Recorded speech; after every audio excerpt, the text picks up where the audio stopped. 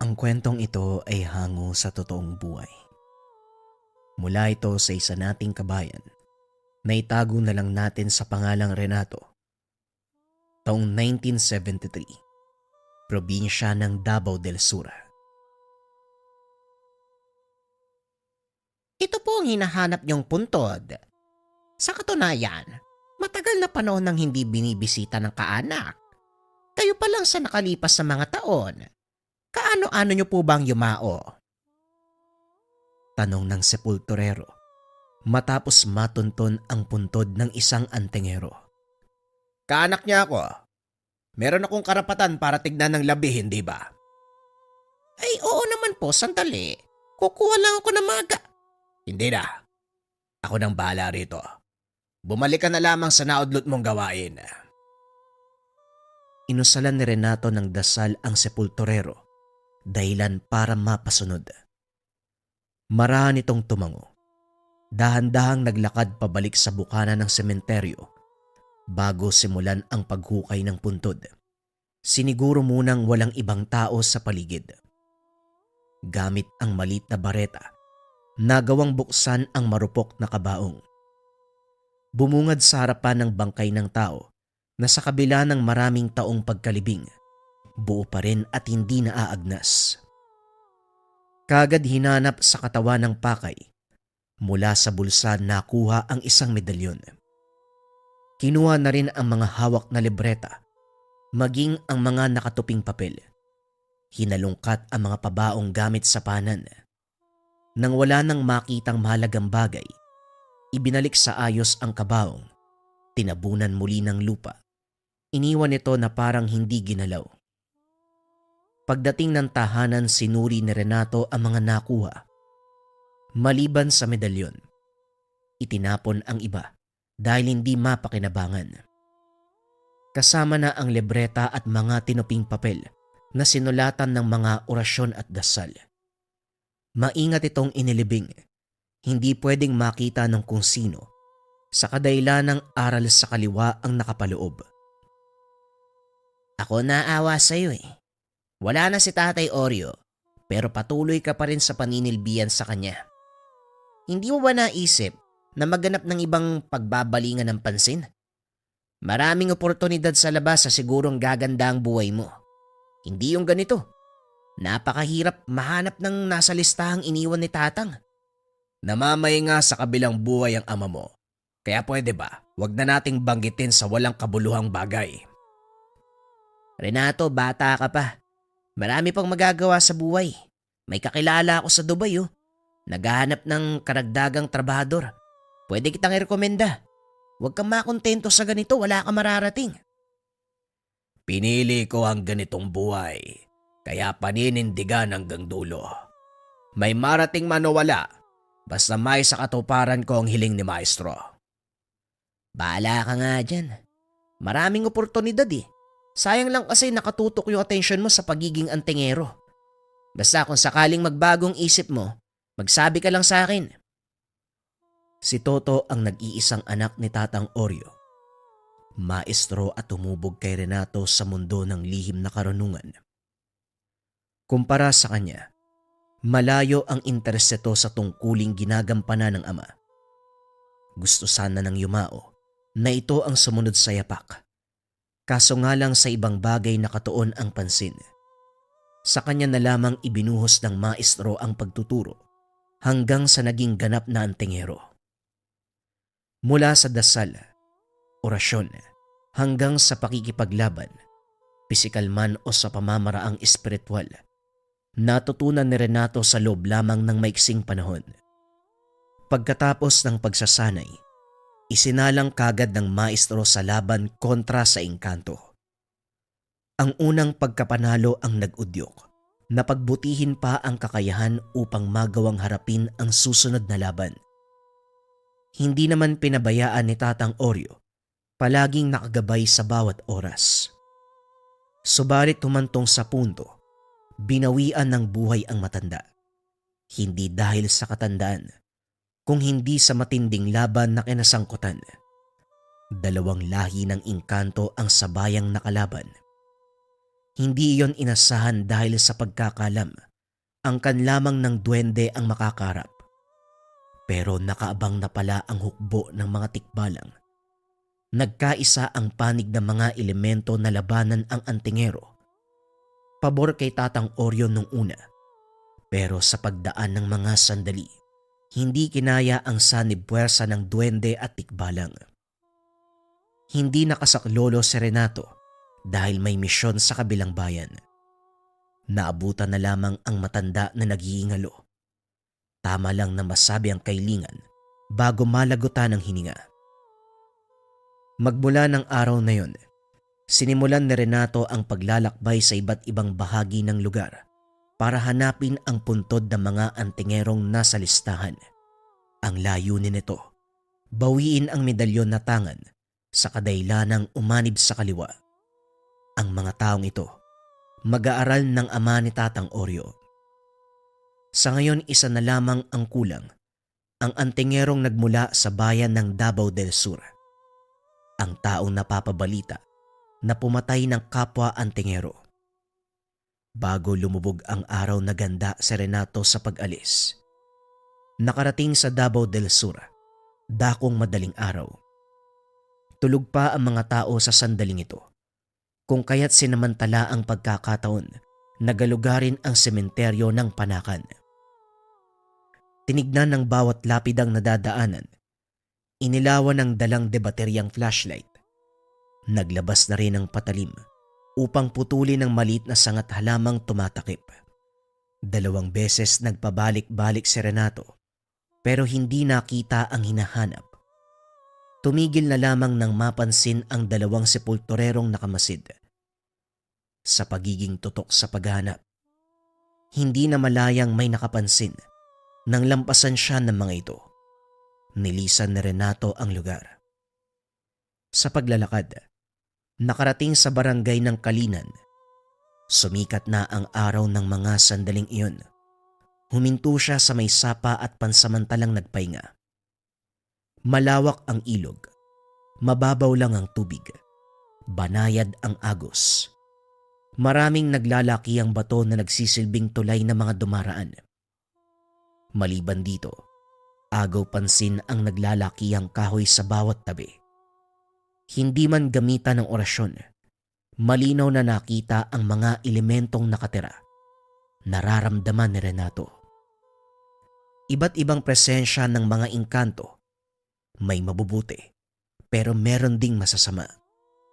Nagbuntong hininga na lamang, walang balak namang bulabog dahil prioridad ang pakay sa paghanap ng libingan ng huling antingerong nasa listahan.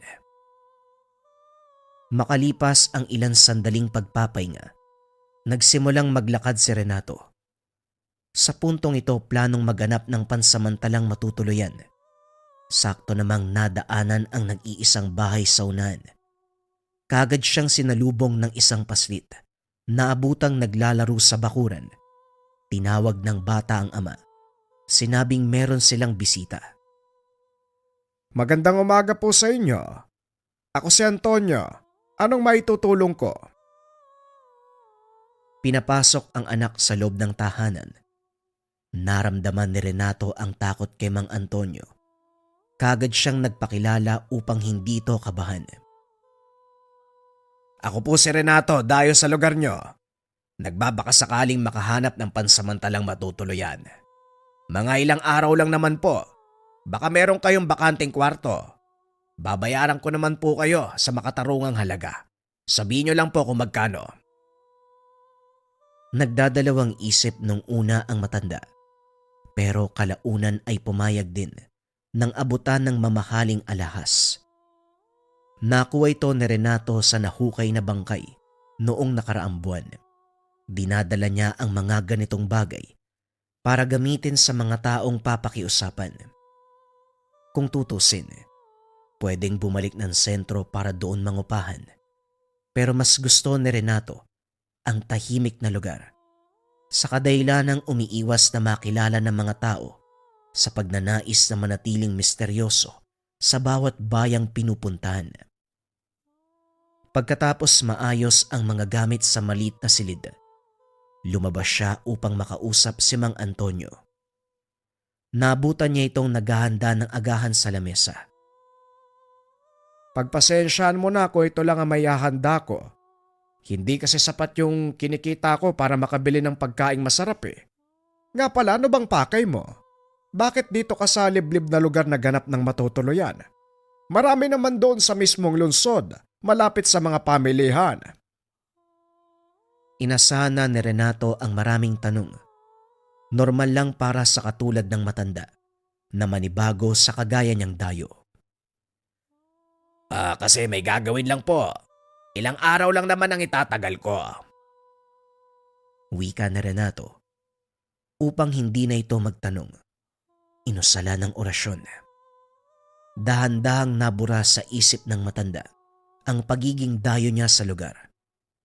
Pinalitan ng kaisipan na matagal na silang magkakilala. Pagkatapos nun, isa-isang binisita ang mga sementeryo. Kasunod na pinuntahan ng sementeryo ng Maa, may mangilan-ngilang dumadalaw upang hindi mahalata ang pakay. Bumili ng bulaklak, pati na rin mga kandila. Bitbit ang mga ito habang isa-isang tinitignan ang mga pantyon. Lumipas sa mga oras, napabuntong hininga na lamang ng hindi matagpuan. Nagtanong na rin sa punong sepulturero. Nakiusap na tignan ang listahan kung nakatala ang hinahanap na pangalan. Pero ayon dito ay walang nakarehistro. Itinuro ng manong ang kabilang sementeryo. Ganun pa rin. Hanggang sa 5 sementeryo ang nalibot sa buong maghapon. Napaisip si Renato kung tama ba ang nakasulat na pangalan. Hindi pwedeng magkamali sa pagsulat si Maestro. Kilalang kilala niya ang mga ito eh. Kasamahan niya sa pagsasanay sa ilalim ng pagtuturo ng ama. Kung hindi nakalibing sa pinuntahan kong sementeryo ang taong ito, nasaan? Hindi bali na. Marami pang sementeryo ang hindi pa natitignan. Pinalista ni Renato ang mga sementeryo ng lugar kay Mang Antonio. Kaso limitado ang alam ng matanda dahil sa lawak ng Davao del Sur. Gayunpaman, kahit papano meron pa ring naisulat. Ito ang balak na sadyain kinabukasan. Dakong tanghali nang makarating sa unang sementeryong gagalugarin. Kaso salip na puntod ng nakalistang antingero ang mahanap, iba ang natagpuan. Habang isa-isang tinitignan ni Renato ang mga lapida, napalingon sa gawi kung saan may nakatayong sepulturero. Sa mga mata niya, nakikita ang totoong katauhan. Hindi to tao, kundi isang engkanto. Kagad din siyang napansin, pero ang nakakapagtaka, hindi man lang natakot. Nakipagtitigan at kusang lumapit. Kung hindi ako nagkakamali, ikaw yung taong tumitingin sa kabilang sementeryo doon sa Panakan. Kaninong puntod ba ang hinahanap mo, Renato? Natigilan si Renato. Nagsimulang halungkatin sa isipan kung sino ang karap. Sa pagkakalam, hindi niya ito kilala. Naalarma siya kung kaya't naganda sa posibleng pagsugod. Kumalma ka, hindi ako kalaban. Sa katunayan, kilala ko ang maestro mo, si Tatang Oryo. Para sa kaalaman mo, isa ako sa kaibigan niyang engkanto. Asyong ang pangalan ko. Inimbitahan ni Asyong si Renato sa kagubatan sa likod ng sementeryo. Naganap ng pwesto at doon pinag-usapan ang mga bagay-bagay. Sa pagsasalaysay ni Asyong, isa siyang engkanto sa hanay ng maligno. Galing siya sa angkan ng mabubuti. Batay sa pagkakaalala niya sa kwento, may nabanggit itong kaibigan na maligno na namumuhay sa mundo ng mga tao bilang ordinaryong mamamayan. Ilang beses nitong natulungan ang kanyang maestro sa usapin ng pagpuksa ng kapwa maligno na napakahirap kalabanin. Katulad ng paglalarawan ng maestro, namuhay sa payak na pamamaraan, na masukan bilang sepulturero, hindi lang sa isang sementeryo, kundi sa halos lahat ng libingan sa Davao. Hindi lang nakilala ng mga tao dahil gumamit ng taglay na kapangyarihan bilang maligno. Kayang magnakaw ng katauhan para lang magawa ang anumang naisin. Sa puntong ito, lumipat ng tirahan si Renato sa tahanan ni Asyong. Dito rin tinalakay ang mga hakbang na gagawin para mahanap ang antingero na nasa listahan. Nagtulungan ng dalawa. Si Renato ang naghahanap sa mga sementeryo, samantalang si Asyong naman nagbabalat kayong tao sa bawat munisipyo para masilip ang talaan ng mga patay. Sa kasamaang palad, hindi nakarehistro ang hinahanap na pangalan. Kung si Fortunato ang pag-uusapan, matinik ang antingerong yan. Matagal na panahon na siyang hinahanap ni Maestro Oryo, subalit hindi natagpuan. Katulad ngayon, kung hindi ako nagkamali ng pag-intindi sa taong yun, posibleng gumamit ng ibang pangalan. Yan din ang nasa isip ko.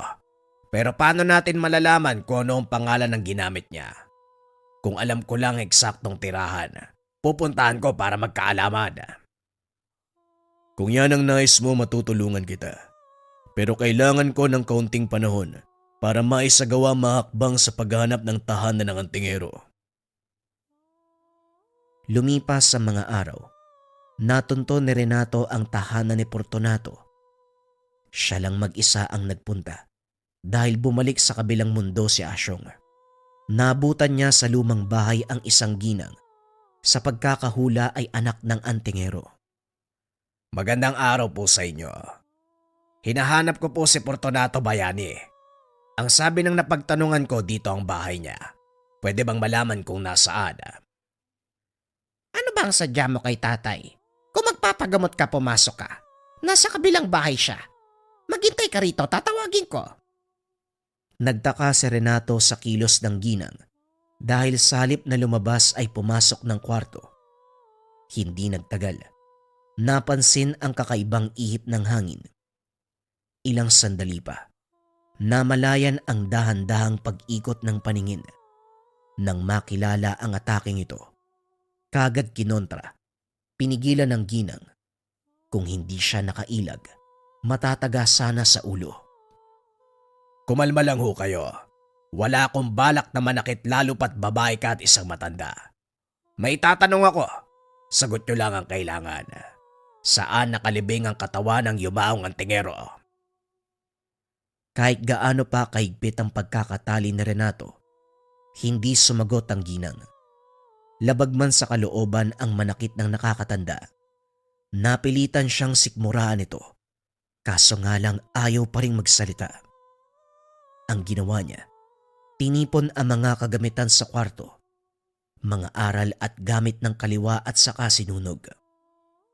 May ilan na hindi kinain ng apoy sa kadailanang buhay ang bisa. Gayunpaman, hindi makakaapekto kung walang taong gagabay. Hinalungkat ang buong tahanan. Naganap ng palatanda ang magtutukoy kung nasaan ang katawan ng yumaong antingero.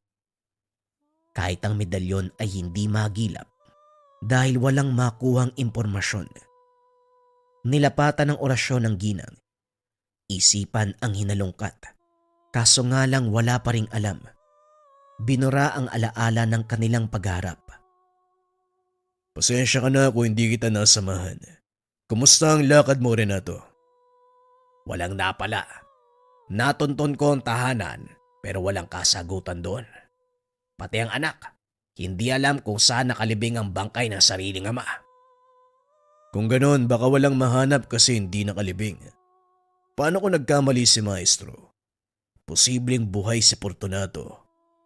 Malay natin, baka nagtatago o lumuwas sa ibang lugar para doon maggasik ng kasamaan. Muli kong pinakaramdaman ng papel na sinulatan ng pangalan ng antingero. Wala akong maamoy na kamatayan. Sa sinabi ni Asyong, nagbago ang plano. Nang mga sumunod na araw, naging abala sa paghahanap. Sa kabutiang palad, sa kakayahan ni Asyong, natuntun din ang antingero, kaso nga lang hindi basta makalapit sa tindi ng pananggalang na nakapalibot sa lugar. Kahit sa bakuran, hindi magawang umapak. Huwag kang magpadalos-dalos, Renato. Manmanan mo muna si Fortunato. Alamin ang ginagawa niya. Tsumempo ka. Nahanap mo na siya kaya dumiskarte ka na maayos. Hindi kita matutulungan sa lahat ng oras. Dahil dito sa mundo ng mga tao, limitado ang aking kakayahan. Swerte nga tayo natunto natin ang lugar. Kaya makikiusap ako. Siguraduhin mong pulido ang plano mo bago harapin ang antingero. Nakaramdam man ng pagmamaliit sa kakayahan. Nakinig si Renato. May tiwala siya rito dahil naniwala ang yumaong maestro sa elementong ito. Naganap na lamang ng pansamantalang masisilungan sa lugar. Palihim na minanmanan ang kilos ni Fortunato na nagtatago sa pangalang Benigno. Batay sa napagtanungan, manggagamot ang ginampanang papel sa lugar. Saksi mismo si Renato dahil kinabukasan may iilang pasyenteng nagdatingan. Pinagmasdan niya ang gawain ng manggagamot sa malayuan. Limitado lang ang nakakakita dahil hindi lumalabas ng bahay. Swerteng makasilip kung bukas ang bintana. Sa itaas ng pinakamatayog na puno ng lugar na kamasid si Renato, mayayabong ang mga dahon kung kaya't walang mag-aakalang may tao. Habang tumatagal, nagsimulang magtaka dahil ang mga pasyenteng dumating hindi lumabas sa tahanan. Sumapit na lamang ang gabi pero wala ni isa sa kanila ang nakita muli. Ilang sandali pa dumating si Mang Antonio. Nagtataka man sa presensya ng matanda. Nasagot ang katanungan, naroon ang anak na si Benigno. Tinawag na tiyo si Mang Antonio. Dito napagtanto ni Renato ang mga bagay-bagay. Posibleng sinabihan ni Mang Antonio ang antingero na may naghahanap. Ganun na lamang ang paglagay ng pangontra sa paligid. Hindi ito inasahan dahil nasanay siya na hindi nakakaalala ang mga taong nakakasalamuha. Gayunpaman ay tuloy pa rin ang plano. Sa pagkakataong ito, sinubukang gibain ni Renato ang pananggalang sa paligid. Nag-usal ng mga pangontra. Hindi nabigo dahil sa paglipas ng sandali. Unti-unting nawala ng bisa. Nilapatan na rin ng sabulag ang sarili bago lumapit sa tahanan ng antingero. Sa bakuran pa lamang nararamdaman na ang presensya ng mga engkanto. Bago makapasok, alertong humarap si Mang Antonio. May bitbit na patalim. Sa likuran ay naroon si Fortunato. Nakangiti, nag-uusal ng dasal. Hindi gagana mga ginagawa mo sa lugar na ito, bata. Nandito mga engkanto na kaanib ng aking kapatid. Sila ang makakalaban mo. Isa-isang lumabas ang mga engkanto. Nasaan yung tao? Pumaligid kay Renato. Sa puntong ito sabay na umatake ang mga nilalang. Pinagkaisa ang mga puwersa. Pagkatapos ay inilapat sa kanya. Nararamdaman ni Renato ang epekto. Pero nagtataka siya. Dahil sa kabila nito, hindi nagtamo ng pinsala ang katawan. Maging galos o pasa dulot ng puwersa ay hindi mababakas. Tinignan niyang mabuti ang bawat engkantong nakapaligid. Batay sa itsura ng mga ito, ibinuhos na ang buong lakas. Pilit inintindi ang sitwasyon hanggang nasipat sa hindi kalayuan si Asyong. Nakangiti habang kumakaway sa kanya. Gayunpaman, mahahalatang gumagamit ng orasyon. Nagkunwaring nangihina si Renato. Umarteng bumagsak. Nakampante ang mga kalaban. Dito niya na ginamit ang pagkakataon. Gamit ang mga orasyon, pinagkasya ni Renato ang kaluluwa ng mga engkanto sa iisang bote. Mariing nilagyan ng selyo upang hindi sila makawala. Ang susunod na haharapin ay ang magkapatid. Kaso nga lang wala na ito doon sa lugar. Huwag kang mag-alala. Alam ko kung saan nagpunta ang mga yun. Ikaw ang bahalang sumunod sa kanila. Ako naman ang magpapataw ng parusa sa mga engkantong ito.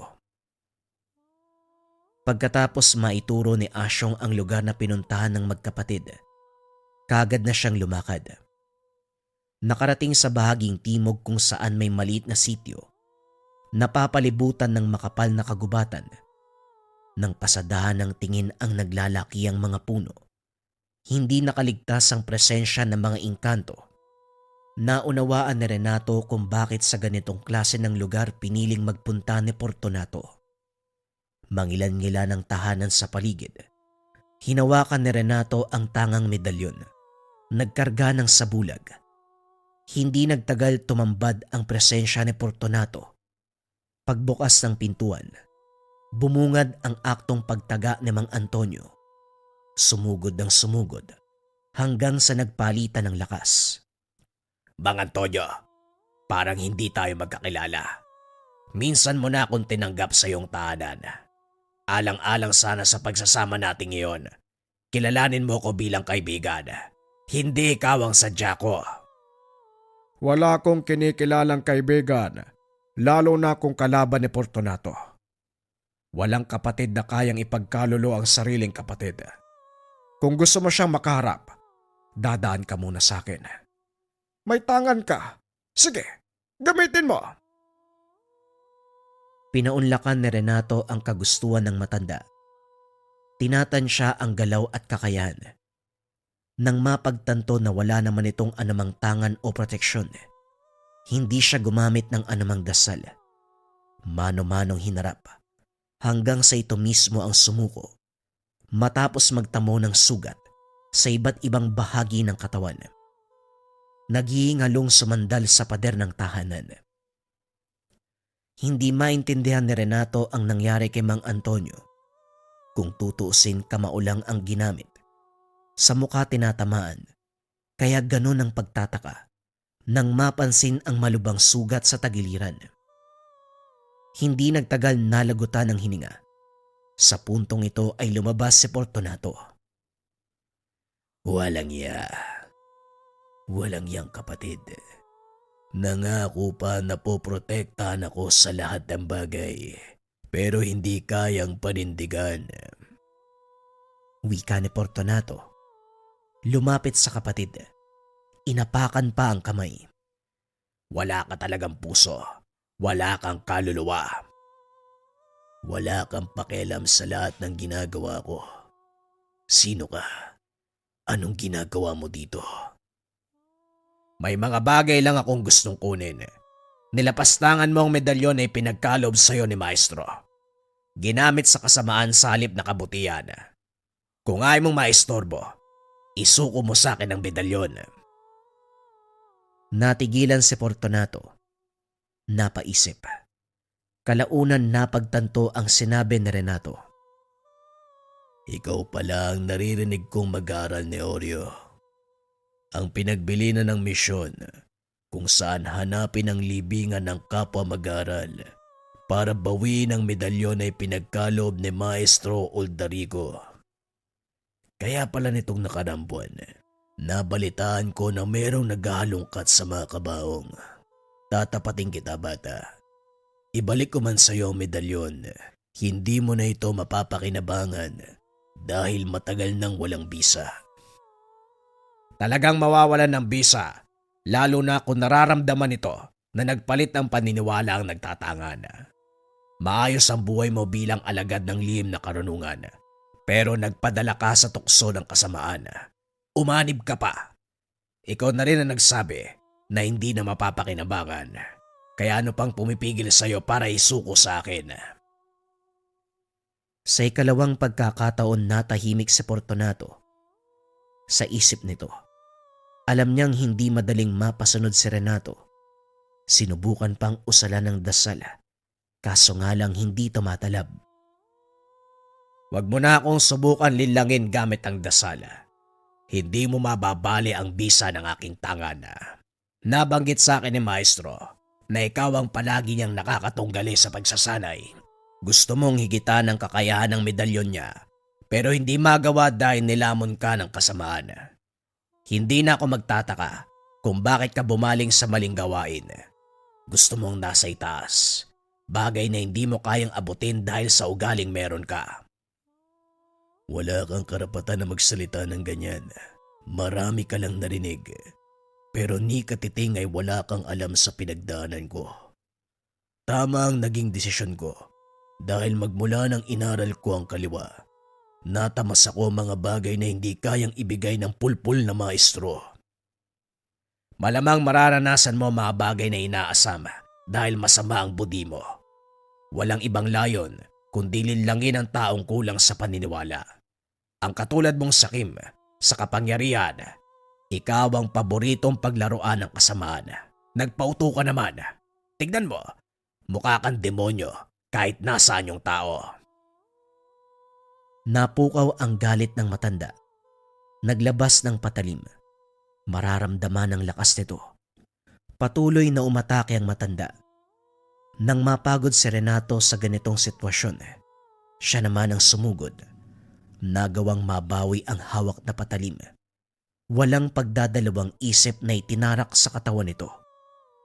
Gulat na napatingin si Fortunato habang dahan-dahang umaagos sa bibig ang dugo. Napansin niya, sinubukan nitong tawagin ang mga kakamping nilalang, subalit hindi nangyari nang diinan ang pagsaksak. Kung hindi ka nagpadala sa tukso, nagampanan mo sana ng maayos ang tungkulin mo. Kaso lang, masyado kang gahaman. Hindi kinaawaan ni Renato ang kalaban. Muli niya itong tinaga hanggang sa masigurong nalagutan ng hininga. Sila mismo ni Asyong ang naglibing sa bangkay. Itinabi sa bangkay ni Mang Antonio. Matapos makuha ang patay, nilinisan ni Renato ang lugar. Ngayon na natapos na ang misyong iniwan ng yumaong maestro, inilagay sa selyadong kahon ng mga medalyon na nakolekta sa mga antingerong pumanig sa kaliwa. Sa kabilang banda, nagpatuloy si Renato sa pagiging alagad ng lihim na karunungan. Ipinagpatuloy ang sinimulan ng yumaong maestro. Tumanggap ng mag-aaral na desididong matuto sa larangan ng lihim na karunungan. Sinundan ni Renato ang yapak ng kanyang maestro. Ang kwentong ito ay hango sa totoong buhay. Mula ito sa isa nating kabayan na itago na lang natin sa pangalang Kaloy. Nangyari ito taong 1970. Buntong hininga ang inabot ni Kaloy nang masaksiyan ng kaguluhan ng samahan. Magmula ng bantayan ng bagong tagapangasiwa, nagwatak-watak ang paniniwala dahilan para magkainitan. Sa katunayan, ang grupong ito ay para sana sa kinabukasan at bagong henerasyon ng manunugis ng aswang. Kaso sa pamumunong walang kasiguraduhan, malabong maabot ang layunin. Tagong grupo, lihim ang kilos dahil ang mga nagdaang namuno hanggang sa mga panahon ay kalahating tao, kalahating aswang. Mainit ang tensyon sa panig ng kanan at kaliwa. Ang pinakaunang lider ay may dugong gabunan, ang sumunod ay may lahing asbo. Ang kasalukuyan ay ang pang-apat, may dugong abwak. At ang pangatlo ay nagmula sa angka ng unang lider, pero kinalimutan ang pagiging halimaw. Namuhay na isang ordinaryong mamamayan na may dedikasyon sa larangan ng lihim na karunungan. Kaso dahil sa hindi magkasundo ng dating kanang kamay, napilitang tumiwalag, nagpakalayo-layo, walang nakakaalam kung saan ito nagpunta. Ang tinutukoy na kanang kamay ng pangatlong pinuno, walang iba kung hindi ang namumuno ngayon, si Amo Ason. Palagi nitong kinokontra ang desisyon at mga plano ng dating leader hanggang sa nagawang umalis sa katungkulan. Kaagad niyang pinalitan bagay na mariing tinutulan ng lahat. Pero dahil sa walang may kakayahang tumayo bilang pinuno, walang nagawa ang mga kasapi kung hindi tanggapin ang desisyon. Magmula sa araw ng pamamahala ni Amo Ason, ang dating polidong samahan ay unti-unting nawala ng tiwala. Marami na rin ang humiwalay batay sa usap-usapang umingay, pinasundan at pinapatay. Walang matibay na ebidensya, kaya walang nagawa kahit gusto pang ipagiganti. Kabilang sa mag-aaral ng grupo si Kaloy, 20 anyos, mahigit 7 taon ng kasapi, pero dahil sa walang maayos na araling binigay, nanatiling mangmang sa kalaman. Hindi lang siya maging ang iba pa. Ilang beses nang naisip na umurong, pero natatakot na sapitin ang kamatayan na ipinataw sa mga naunang humiwalay. Kaloy, nabalitaan mo ba yung nangyari kay Marco at Otep? Pinatay sila eh. Natagpuan sa bukana ng sityo yung mga ulo. Nakabitay sa bakod eh. Pinadala ni Amos ng mga tauhan niya para tignan ang nangyari. Pero alam kong siyang nasa likod niyan. Kunwari pa'y matandang yun eh. Uy Badong, maghinay-hinay ka ng pagsasalita mo. Alam natin na hindi maganda ang nangyayari dito sa loob, kaya kumalma ka. Wala tayong sapat na katibayan para ituro si Amo. Sabi ko naman kasi sa'yo eh, samahan mo ko magmanman para malaman natin. Hindi man aminin sa salita ni Amo Ason. Halata naman sa kilos niya eh. Dito nga sa samahan, wala siyang naiambag eh. Paano pa kaya tayo matatawag na susunod na henerasyon ng manunugis kung ganyan ang nangyayari? Kung hindi lang talaga nausong patayan, matagal na akong umalis eh. Bakit ba kasi tumiwalag si Papang Damon?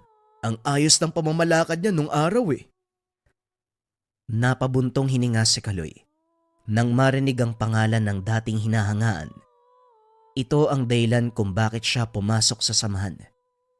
Kaso ilang buwan lang nakasama dahil biglang nagbitiw ng pwesto. Sandali, wala pang balita kay Papang Damon eh. Magmula ng araw na umalis siya. Hanapin kaya natin. Sa lagay natin dito, naisip mo pang maganap ng nawawala. Lalabas nga lang tayo sa sityo. May nakabuntot ka agad eh. At isa pa, saan naman makikita si Papang? Walang nakakaalam kung nasaan siya sa mga panahong ito. Baka nga pinapatay na yun eh. Kung sa bagay, hindi nalala yung patay na si Papang. Sa impluensya ni Amoson, malaya niyang magagawa ang anumang nanaisin. Pagsapit ng hapon, pinatawag ang lahat ng mag-aaral para sa isang pagtitipon. Hindi mapakali si Kaloy dahil ang bawat pintuan at bintana na kinalalagyan ng silid ay sinara. May nagbabantay. Nakaramdam din ang iba pang kasama. Ilang sandali ang lumipas, humarap si Amo Ason. Marami nang nangyari sa nakalipas na mga araw. Kaya naman inatasan ko ang lahat na nandito sa loob ng sityo. Ang sino mang lalabas, hindi may tatanggi ang posibilidad na matulad sa mga kasama nating namatay na. Magbibigay ako ng aralin para kahit papano, meron kayong pagkakaabalahan. Pumila kayo rito para makatanggap ng tagi-isang libreta. Naglalaman ito ng mga dasal na magagamit nyo laban sa mga naglipa ng nilalang. Basahin at araling mabuti. Nariyan ang mga nakakatanda. Pwede kayong magtanong sa kanila. Pagkatapos matanggap ng lahat, bumalik sa kanika nilang pwesto. Sa sityo merong nakatayong barong-barong para sa mga mag-aaral. Sa katunayan, dito rin sila nakatira. Habang sinisimulang basahin ng mga mag-aaral ang nakapaloob sa libreta, tinitignan lamang ito ni Kaloy. Katulad ng daladala noon ni Papang Damon. Kaso nga lang may duda siya sa binigay ni Amo Ason. Sa pagkakatanda niya, iilan lamang ang kopya ng orihinal na libreta. Isa din sa dahilan kung bakit hindi ito ginalaw. Nakaramdam ng itim na enerhiya ng una pa lamang. Hindi rin ito nakakalimutan ang minsang pag-uusap nila ni Papang Damon. Ang aral ng kanan, walang ibang hatid kung hindi ka ginhawaan. Kung taliwas naman, posibleng iba ang nakapaloob. Oh, hindi ka pa rin pala nagsisimula. Akala ko kalahati na inabasa mo eh. Mabilis ka eh. Nagtaka si Kaloy kung bakit hindi rin ginalaw ang libreta ng kaibigan. Ikaw, bakit hindi mo binasa yan? Ayaw mo bang matuto ng bagong kaalaman? Bagong kaalaman. Uy, so sa pamunuan na to may aasahan ka pa. Nauubos na nga yung bilang natin eh. Pero wala namang ginagawa si Amoson. Puro dada.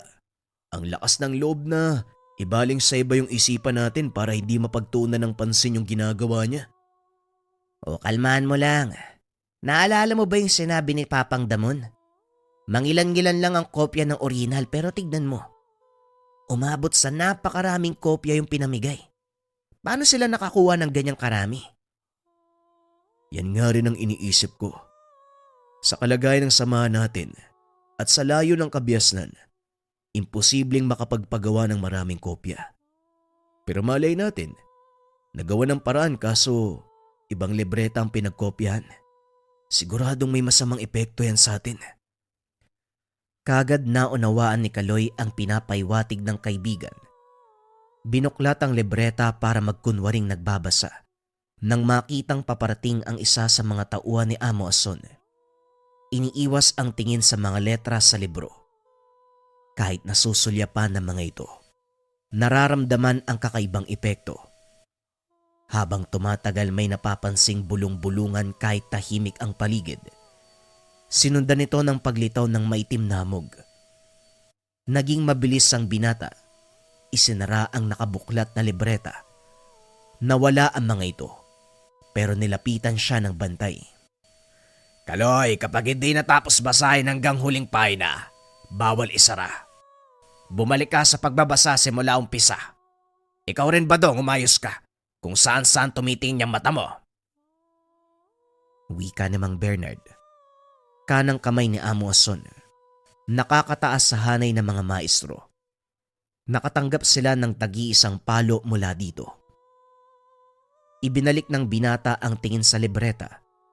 Pero sa puntong ito, pahirapan sa pakikipaglaban sa umaaligid na mga elemento.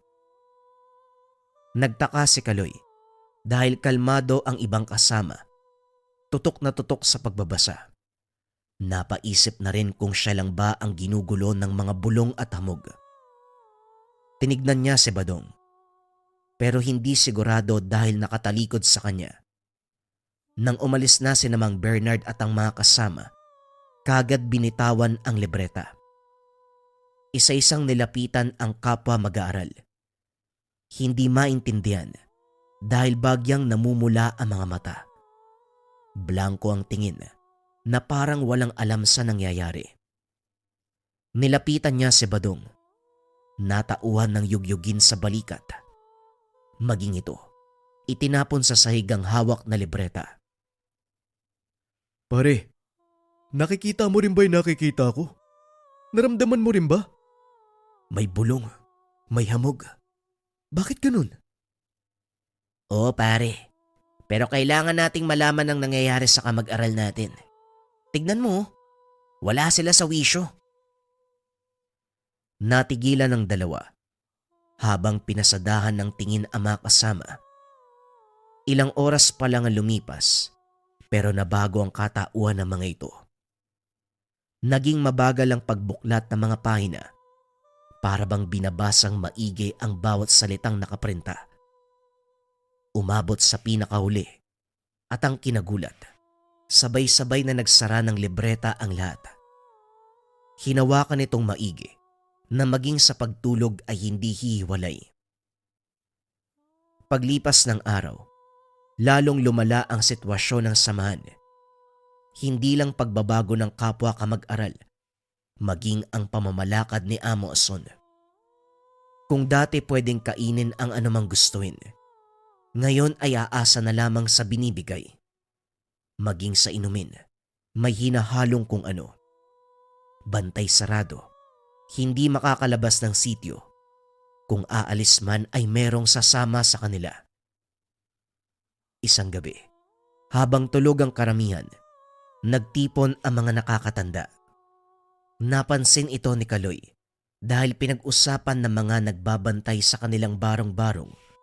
Sa tagong silid ginanap ang pagpupulong at batay sa narinig ay may gagawing ritual. Sinubukang sundan ni Kaloy pero bago mangyari, may humila mula sa likuran. Nanlaki ang mga mata nang makilala kung sino ito. Papang Damon, kayo po ba talaga yan? Ang sabi nila hindi na kayo mahanap ah. Ano pong nangyari sa inyo? Tanong ni Kaloy sa matandang nababalot ng mahabang kasuotan ng katawan. Maraming peklat ang muka, bakas ng patalim. Napuruhan din ang kaliwang mata nito.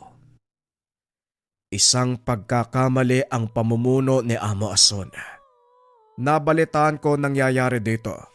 Maging sa mga mag-aaral na gustong humiwalay, lahat sila pinasundan at pinatay. Hindi ko inaakala na ganito ang gagawin niya. Hindi siya tumupad sa usapan. Mararamdaman ng galit sa mariin na pagsasalita ng matanda. Masama ang tingin nito sa kubo na nagsisilbing tahanan ni Amo Ason. Sa kabilang banda, may napagtanto si Kaloy. Hindi siya tumupad sa usapan? Ano pong ibig sabihin nun? Meron po bang kinalaman yan kung bakit kayo nawala sa pwesto? Napaayos ng tindig ang matanda. Iniba ang usapan. Binalaan na mag-ingat at huwag magpapadala sa lahat ng ginagawa ni Amo Ason. Marami pang katanungan ng binata kaso nga lang nagmamadali itong umalis. Bumalik na rin ng barong-barong si Kaloy nang mapansing paparating ang bantay.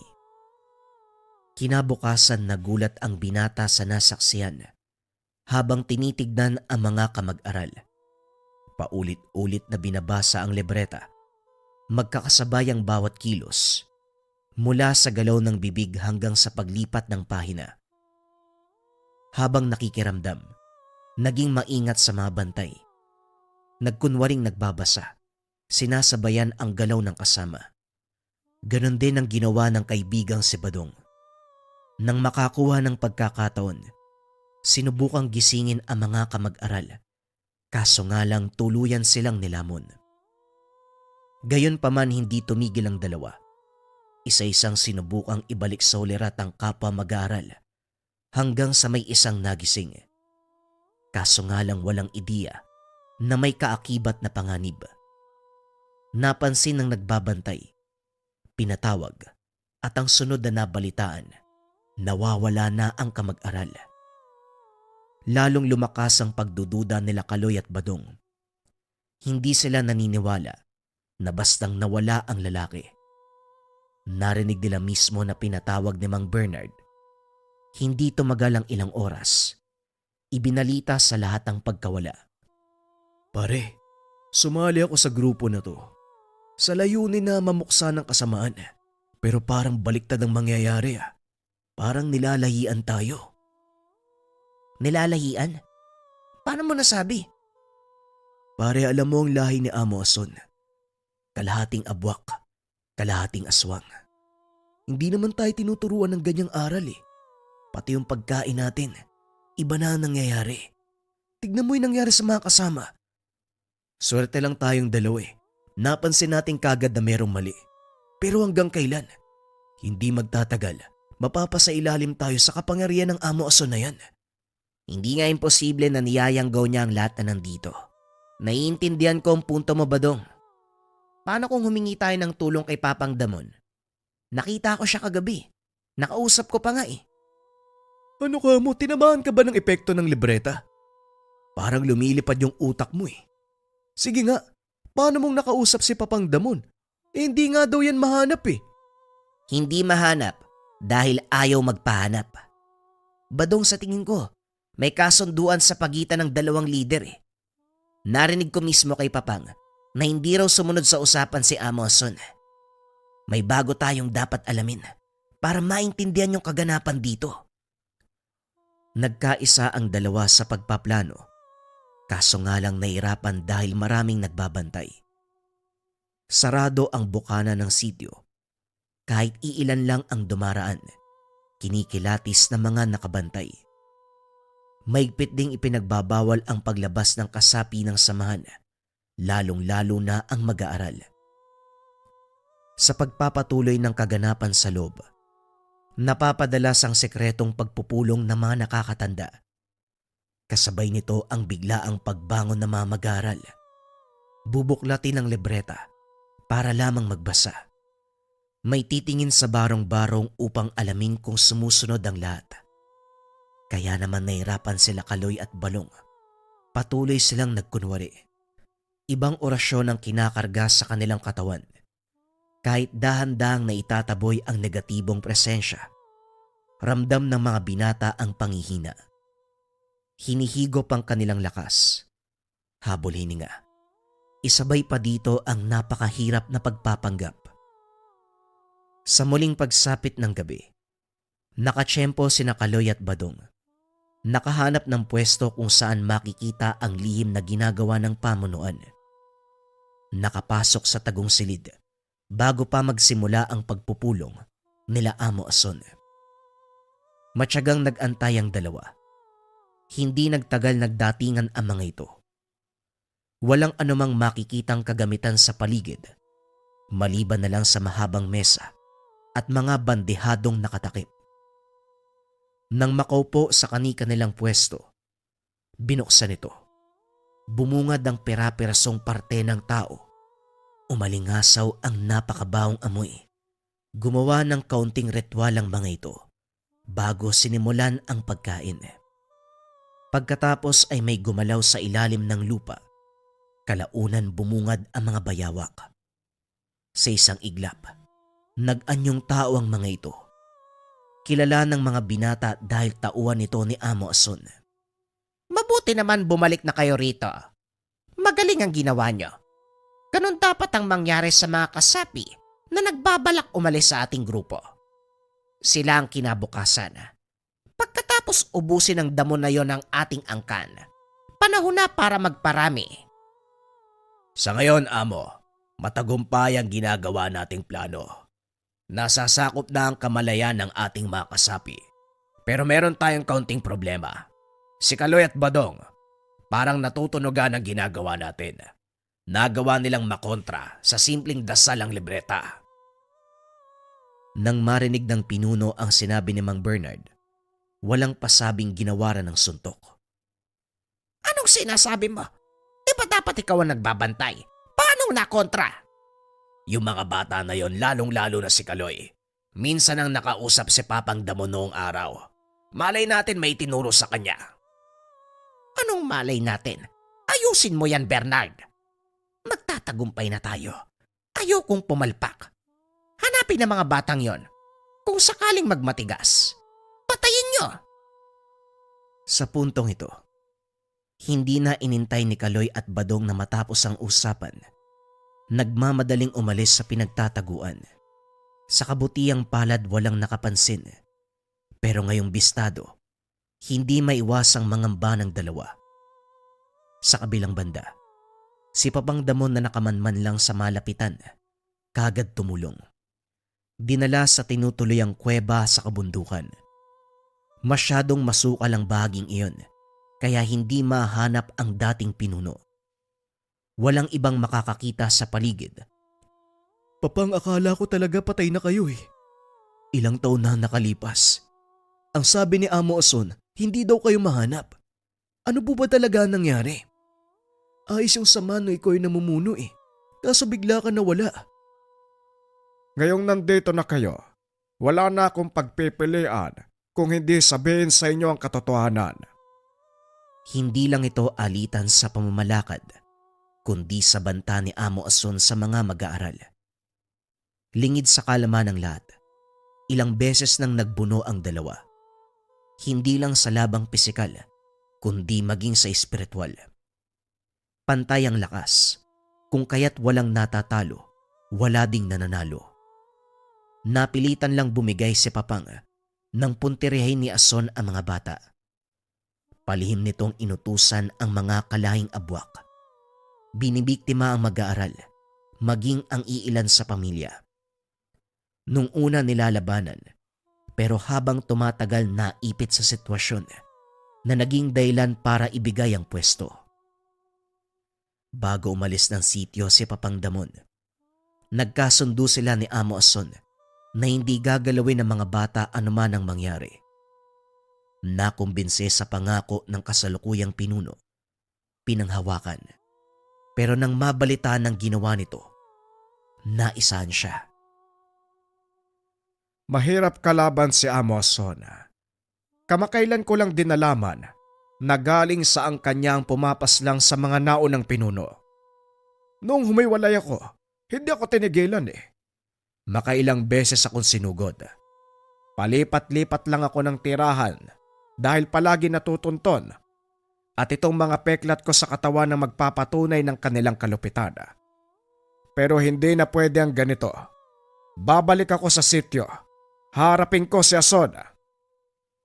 Sasama po ako, Papang. Naroon pa ang mga kamag-aral namin.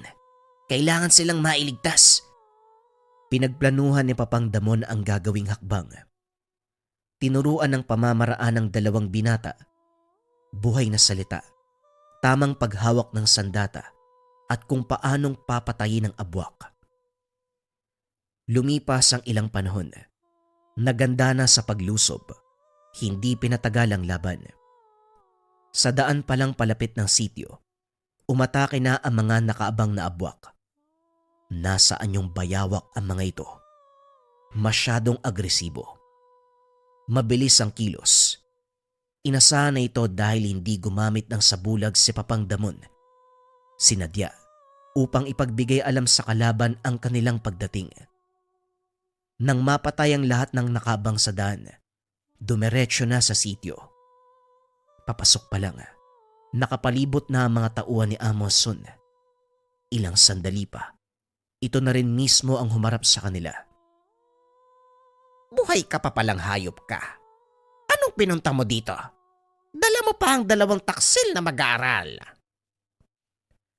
Inalis ni Papang Damon ang nakatakip sa kanyang muka upang formal na ipakilala ang sarili sa lahat ng naroon. Nagulat ang mga kasapi na dating pumanig sa kabutihan. Maging si Mang Bernard ay hindi makapaniwala. Papang, akala ko patay ka na. Paano? Bernard, paano mong nagawa na talikuran ng lihim na karunungan para sa matandang yan? Isa ka sa inaasahan kong gagabay sa mga bata, pero isa ka sa sumira sa kanila. Naaamoy ko ang samyo sa katawan mo. Nalahian ka na. Ikaw naman, Ason, hindi ka tumupad sa napag-usapan natin. Binigay ko ang pwesto para sa ikakatahimik mo, pero patuloy ka sa iyong plano. Nasaan na mag-aaral? Hindi ko kasalanan kung naniwala ka sa mga sinasabi ko. Wala ka ng karapatan sa mga mag-aaral. Ikaw ang tumalikod sa kanila, nakalimutan mo ba? Pero sige, para kahit papano, may ideya ka sa mga nangyayari. Hindi mo na sila makukuha.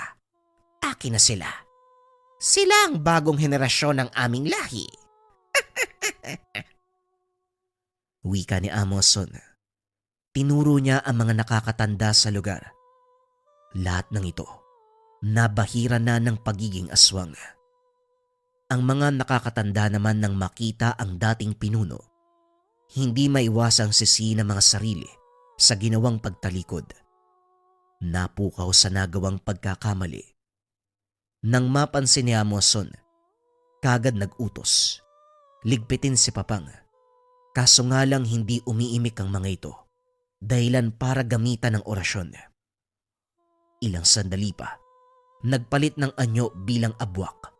Isa-isang sumugod. Naging alerto si Kaloy at Badong nang maging sila ay inatake ng mga nilalang. Pisikalang pakikipaglaban. Naging madugo ang labanan. Bawat pagtarak, pagtaga ni Kaloy at Badong, merong bumabagsak na nilalang.